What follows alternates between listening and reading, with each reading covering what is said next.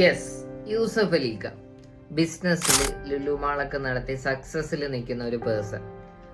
ഒരാൾക്ക് ഒരു ആശയം തോന്നുക മാള് നടത്താൻ വേണ്ടിയിട്ടുള്ള. അപ്പോൾ യൂസഫ് അലിക്ക എടുത്ത് ചെന്ന് ചോദിക്കുകയാണ്, എനിക്കിങ്ങനെ മാള് നടത്താൻ വേണ്ടിയിട്ടുള്ള ഒരു ഐഡിയ ഉണ്ട്, എങ്ങനെയുണ്ടെന്ന് ചോദിക്കും.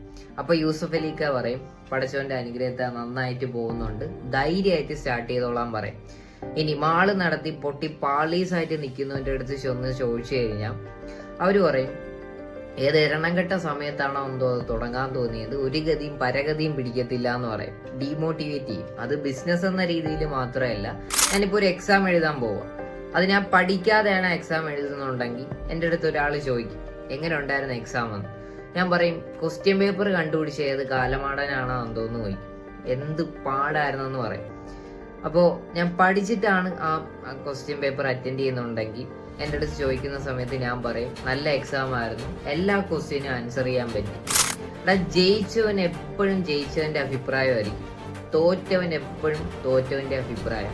Success is not a monopoly. അത് ഒരുത്തൻ്റെയും കുത്തകയല്ല. ആ സ്റ്റേജിലോട്ട് എത്താൻ വേണ്ടിയിട്ട് ഞാനും നീയും നമ്മുടെ സ്കില്ലൊന്ന് ഇമ്പ്രൂവ് ചെയ്യണം.